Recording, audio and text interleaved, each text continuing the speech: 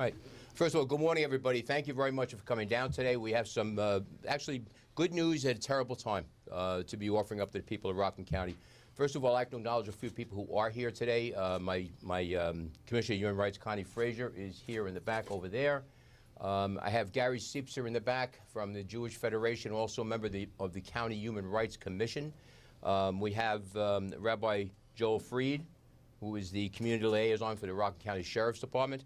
The Sheriff Falco is tied up, as are his undersheriffs right now. He's trying to get representation here, but he is fully apprised and aware of what we're looking to do right now, and he agrees 1,000%. I have also with me my Chief of Staff, Mike Hoblin, my Chief Advisor, Dan Moscato, and am I missing anybody here? Steve Liebman of the Journal News. Anyway, we go back about 25 years, Steve. Yes, sir. Yes, sir. All right, anyway, down to business. Look, we've had some very troubling and trying times here of late here in Rockland County. And, you know, while some will go out there and offer a lot of words and oratory, this administration believes in action aimed at identified problems that we encounter. The hallmark of that action started the evening of the event, where obviously I immediately reached out to Sheriff Falco, made sure that he had all the resources county government could provide for him to address the issue that was unfolding on Forshey Road that night. I want to acknowledge all of our first responders, volunteers in particular, our EMS, our law enforcement personnel, who worked very rapidly to identify the suspect in the crime and brought him back to Rockland County. Today we're here to look at an option that is a bit of outside the box. Government often doesn't think beyond the tip of its nose. Here in Rockland County, I'm blessed with a number of people who I know from my past lives, most primarily in law enforcement. Today we have the CEO of Brosnan Risk Consultants, Patrick Brosnan. He is here with some of the professionals from his team, and they are going to be lending assistance of the private sector to augment the efforts being done by municipal law enforcement personnel in order to assure a number of things. Most importantly, that there are plenty of resources available to make sure that the people of Rockland, and particularly in the Orthodox Jewish community who this is affected, are being tended to, can have some sense of peace of mind, so that they can believe that, yes, the government, whether it be the town or the county, is going to leave no stone unturned in order to do whatever has to be done to deal with whatever issues they encounter. And I know many people have come up with a number of potential possibilities at the motivation here. Frankly, at this juncture for us, the important issue is that that investigation is ongoing, so they get to the bottom of exactly what occurred, so they can have the best case possible in court should it go that way. Also, the fact that the people in the community feel that the issues that they are concerned about, whether in founded fear or not, are being effectively addressed by people in government. So with that, I have a gentleman here, Patrick Brosnan.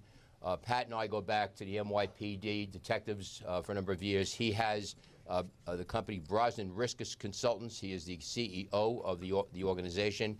And there's an offer to supply resources to augment the effort of maximizing the protection for the community in need. So I'd like to have Pat speak about that, and in particular, speak about the professionals that he has brought on board.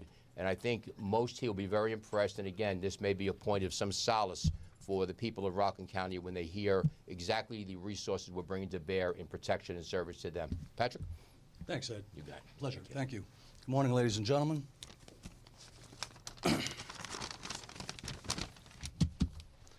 Myself and Ed go back to the NYPD days in the rock and roll 80s and 90s.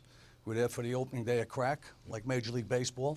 It was right around the High Holy Day, St. Patrick's, in '85. And since then, we've remained good friends.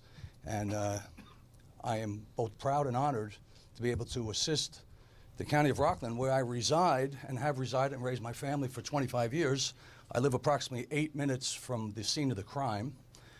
So I am personally deeply disturbed at this cowardly act and this disgusting, reprehensible cancer that I've seen in recent weeks in Rockland on at least 13 occasions, where there's been such an uptick in vile acts of anti-Semitism that I spoke to my team, and we have a very, very serious team, and we decided to step up and provide immediately, as of yesterday afternoon, an armed security patrol comprised of off-duty or retired FBI agents, state police, and NYPD detectives who are highly, highly conditioned and highly trained to help to minimize a reoccurrence of this horrible event. So before I begin, I first want to salute the outstanding courage of the congregants of Rabbi Rottenberg's shul. They fought back. They fought back in the face of evil. They didn't have guns. They didn't have training. They threw furniture at them. They threw furniture at this guy. They threw a coffee table at him. That is the spirit. That is what is the spirit here. You have to fight back. I'm not saying anyone should put themselves at risk, but you can't just be mowed down. You can't be chopped down. You have to step up. You have to look at this evil in the face. You have to step up. There's not enough law enforcement out there. We're not everywhere all the time, whether private or government. It goes back to see something and say something. I would add another set of verbs. I would add do something. And yesterday you saw it. You saw it yesterday, and it works. It works. This guy fled like the coward he was, and the coward he remains, in the face of elderly congregants, some of them, not all, who were armed with nothing less than pieces of furniture. So I salute them. I salute them directly, as does my team. We're neighbors in this great county, and we are united to help battle this terrible cancer, this hatred, this bigotry, this terrorism. Let's be crystal clear on what that means. So terrorism, it's bandied about everywhere. It's modified with various adjectives. It's domestic terrorism, it's international terrorism, it's this. This is a terroristic act.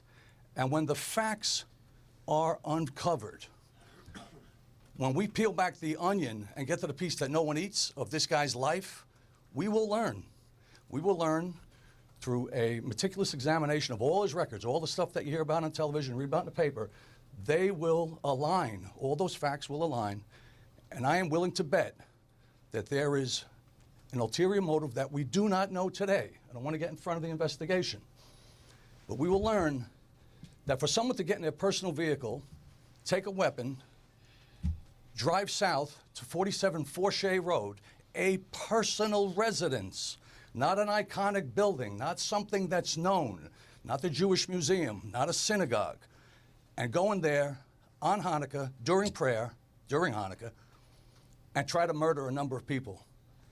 I will posit the position that there is facts behind this. There are facts swirling in the background that we do not know at this time.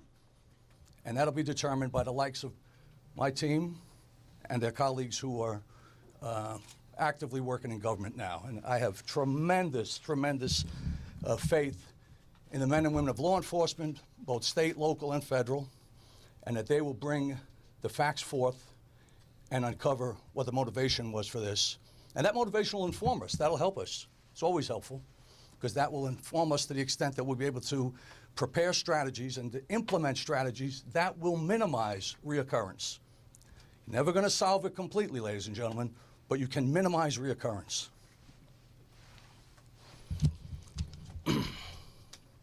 So, in connection with my team, we have decided to provide this armed patrol until further notice, until we determine at which time. I can't say. Could be a month, could be 6 months. Free of charge. We'll volunteer our services around the clock. We're going to protect the neighbors. I live 8 minutes away, raise my kids here, my colleagues, my team. We all live in the county by and large, and we support the county. It's a great county. And under Ed Day's leadership, it's only going on to greater things. And he's doing amazing stuff with the county. And this is not the direction we want to go in. So to that point, we're confident, again, working with the extraordinary men and women of law enforcement, that we can help. So how do we help? Do we put big guys in big trucks with big guns? Is that how we do it? No. We're a technology-infused intelligence company. We leverage technology. We leverage technology with data. We leverage the data with labor. And then we wrap it in a process. And that's called smart security. And that's where we're in the lead. God bless you. That's where we're in the lead, and that's where intelligence, coupled with labor, infused with data, we can help. We can help here, and we will help here, and we're going to. We're going to keep a very, very close eye on that. I'd like to introduce a couple of my team members. To my right is Brian Parman.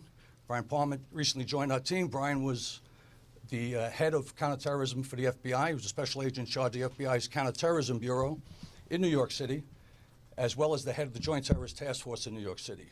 Been with the FBI for 23 years. He is a distinguished expert on all things terroristic. He has recently joined the Brosnan Risk Consultants.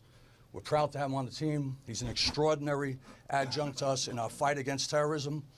And we salute what you've done, Brian, and we really appreciate you stepping up with the team. To Brian's right is Michael Palladino. Michael Palladino, you may recognize, he's in the press a lot. He's the head of the Detectives Endowment Association in New York, 20,000 members, second largest union, police union in America. Mike has recently joined our team, and he's another extraordinary member. My left, the big fella, is Eric White. Eric White comes out of law enforcement as well. Eric White oversees all our national contacts in law enforcement through a range of various fraternities, police unions, and other law enforcement contacts that tie us together so we have a national presence and the ability to navigate through various federal, state, and law enforcement contacts to help move our program forward. So with that, I'm just going to ask Brian, if you don't mind, if you could step up and give us an assessment of what you know. Yes, sir. It's an honor to be here today. Thanks to Commissioner Day and Sheriff Falco. First off, I'd like to say that our thoughts and prayers are with the victims of this horrible crime. That is where our mind goes first.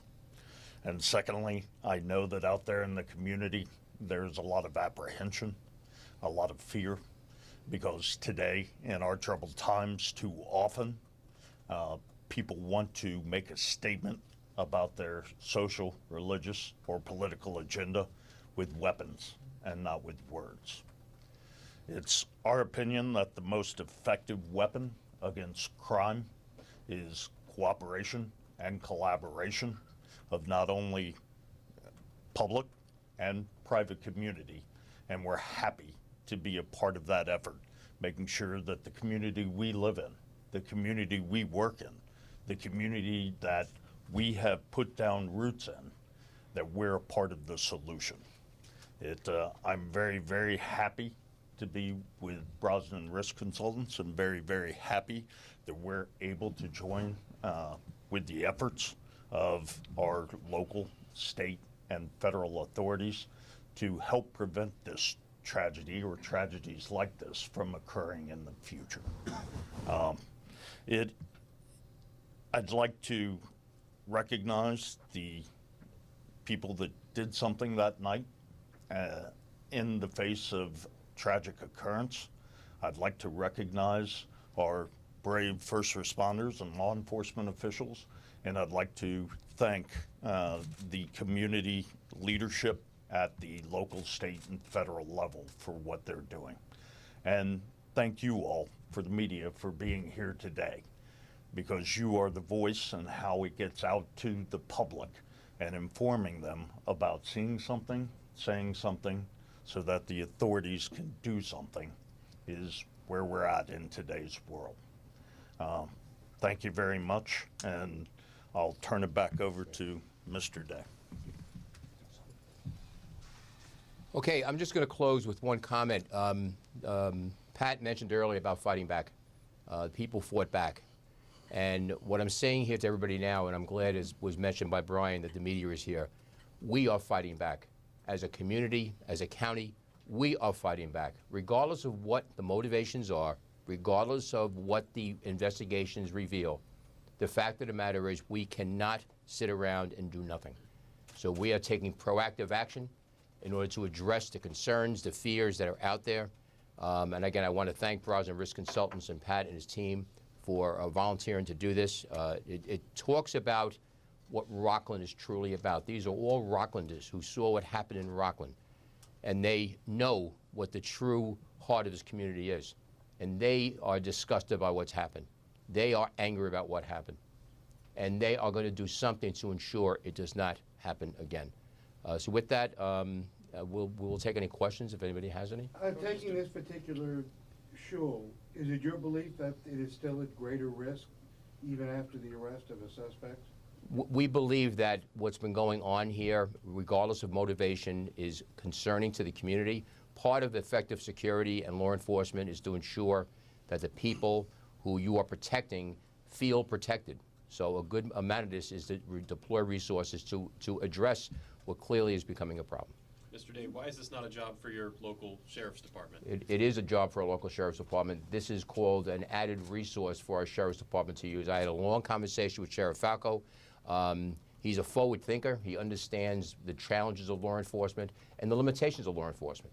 I do too, obviously, with a background in law enforcement myself. So at the end of the day, this is an offer of assistance by a private firm, and he embraces that also. Can you talk more, either of the two of you, about, I mean, you mentioned that this is the intersection of technology, data, and labor.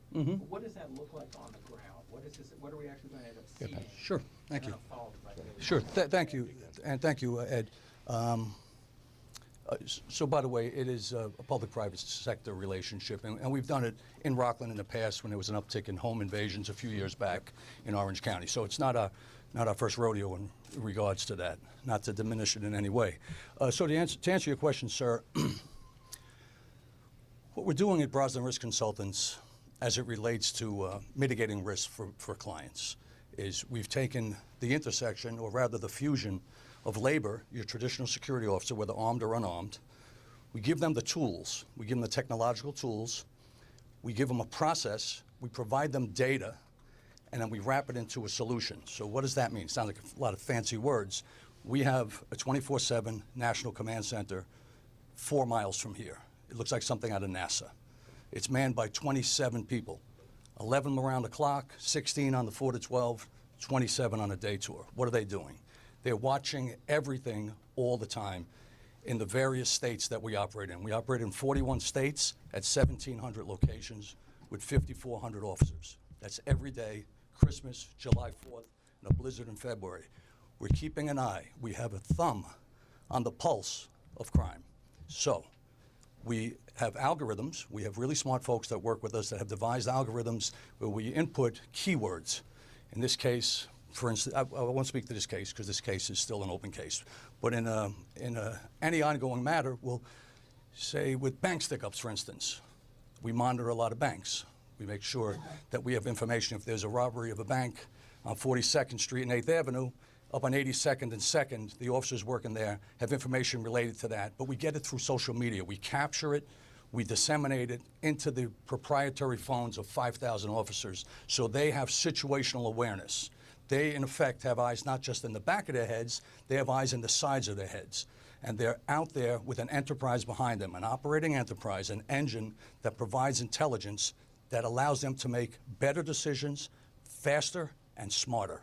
And that's a really big deal. And we've seen the proof is in the pudding. It really works. So we'll see security officers that are on the ground better connected to digital resources. On the one level, but it also provides them with minute-by-minute operational intelligence of what's happening outside their line of vision. Everything that's happening outside their line of vision. So, for instance, if say, they were protecting a location up here in New City and there was a suspicious package 2 blocks away, the officers wouldn't know that there might be a bomb, suspicious package 2 blocks away. We would receive that information because one of the keywords is a bomb. Some millennial will tweet it invariably, bet the farm on it. We capture the tweet, we assess it for validity, and we dispense it instantaneously. And it goes in and it informs the officer, and then he makes decisions. He redirects pedestrian traffic, he closes ingress or egress locations, he does stuff. What does he do? He makes smart decisions. That's the future. That's the future. You can't operate in a vacuum, particularly in today's world. They must have eyes not just on the back of their head, but in the sides of their heads. And that's called situational awareness. Can you just specify with these armed security operations? So is it armed security for all synagogues in Rockland County, for certain ones? Great question. So working with Ed Day, we're in receipt of, just this morning, a list of synagogues who feel threatened. That's a subjective analysis. It's in Rockland County, correct. And that's the post order of the trucks. Can you say So how the many synagogues that is? I cannot. But you're gonna be providing armed security to all of those synagogues? I'm a little confused. No, so we're providing, we're volunteering a free service of armed officers, okay? Ex-FBI, state police, and detectives. They'll be going to these different, in a very, very menacing, omnipresent truck. This is part of it. This is how it works. So you hide in plain sight. And they'll be going in a specific cadence, driven by facts relating to prayer service, to a specific series of synagogues to help to deter a reoccurrence of the event of the other evening. And those are the synagogues that have come and said, we feel threatened or we feel need for Correct. security? 100%. Primarily in Ramapo? I'm sorry? Are these primarily in Ramapo, or are they throughout the county? I can't say because it's been evolving, and it was evolving as recently as 9:45, so I don't know precisely where all the addresses are yet because it's growing. I'm sorry? Sure, Ed's got that one. This will be, we're compiling a list, and I want to acknowledge Gary Siepser from the Federation, and also Rabbi Freed also is going to assist us in ensuring that we have a listing of all known synagogues so we can interface it with the effort that's being made by Brosnan Risk. Mr. Brosnan, did I also hear you say that you're gonna be investigating the background of the suspect as well as providing armed security? No, I'm sorry. What I stated was that it's a federal case at this time, by my understanding. I think it. It's the local, yeah, let me handle this. Yeah, go ahead. I'll let Ed speak to that. But we're not involved in that. The investigation will not be done by a private concern. Right now, case responsibility lies with the Ramapo Police Department. Because you were saying we will get to find out more about his background, we will uncover things. Yeah, And I'm speaking subjectively collectively of the law enforcement will get to that piece of the onion where you get everything from the kindergarten teacher's maiden name up to what he had for breakfast this morning. They will get that. There needs to be an understanding, to make it very simple. The Ramapo PD has lead investigative authority in this case. They are supported by the state police. They're supported by county sheriffs. They've gotten resources from other towns. The FBI is involved. There were search warrants executed. The goal here, and I speak to this as a former detective commander myself, the goal here is to find everything you can, because we want to be assured of certain things. We want to be assured, for example, that if this person is the criminal, if this person is the one who did it, that he is acting as a lone wolf. Is he acting with other people? Are there other threats out there? Look at the social media. Pat is speaking of a dynamic now that was not even around 20+ years ago when I got out of the police department. The work that's done now, the digital work, social media, there are so many things that could be determined as far as it relates to motivation, actions, potential actions, connections, and these are the things that are being done as we speak now by the authorities. Right, one more question, then we'll break for one-on-ones. Has the suspect been tied to the November 20th stabbing in Muncie officially? Not that I am aware of. I mean, this question has come to me. I mean, common sense would dictate that, of course, law enforcement is going to look at any potential connection among and between any incident that have occurred that have similarities. So that's just a given. I understand one of the local newspapers reported that the FBI is looking at it. Of course, they're looking at it. You would be negligent if you didn't look at a potential connection. So I'm sure that's being done. Mr. J, just to clarify, I'm sorry, just to clarify real quick, I think it was mentioned a couple of times, the county isn't paying anything to Mr. Brosnan for this service? This is gratis from the Brosnan consultants, yes. Yes, Steve, 1 second. Sir. Steve? You spoke about social media. How do you tone down, including yourself and your political campaigns, the heavy anti-Hasidic Ramapo rhetoric that's going on? I mean, where's the leadership coming to tone down people who support you, support that one? At some point, who's stepping forward and saying enough's enough? We can bandy about social media from now until doomsday. At the end of the day, from my perspective, on the pages that we manage here in government and also my professional page, we have filters in there, we have administrators, we try to knock words out that are used. We cannot control thought. That is just not reality. What should happen, and this is something we've spoken about many, many times, when something bad happens, it's critically important that we join together as a community to ensure that people understand that we will not tolerate whatever violent acts are being done, whatever hateful acts are being done. But just as important is that we need to focus on the positive things that happen every day here in Rockland County. This is a wonderful county. And if we don't balance the two, if we don't balance the positive things that happen in Rockland or any community with things that may not be good things, we're going to have a very skewed look at what this county is about. And I maintain to this day, my own experience here, living here since 1983, that this is a wonderful county with great people, okay? And we are going to have few people here. And I will note also that the alleged suspect isn't from Rockland County. I will note also, we talk about summits. There was a summit that was just done, outreach by Malware was done in Ramapo. And right after that summit, this happened. So there is no absolute answer. What there is, though, is doing a meritorious and overly an aggressive effort to deal with the issues that come to our attention. Okay? Mr. Brosnan, are your members volunteering their time or they're being paid for this? Sorry? Are your workers volunteering their time or they're being paid for this? No, they're being paid. We're volunteering the services. Like I said, I live 8 minutes from here, lived in the county for 25 years, and I'm personally disgusted and appalled that this happened in my backyard. And continues to happen. Has continued. Okay. Okay, all right.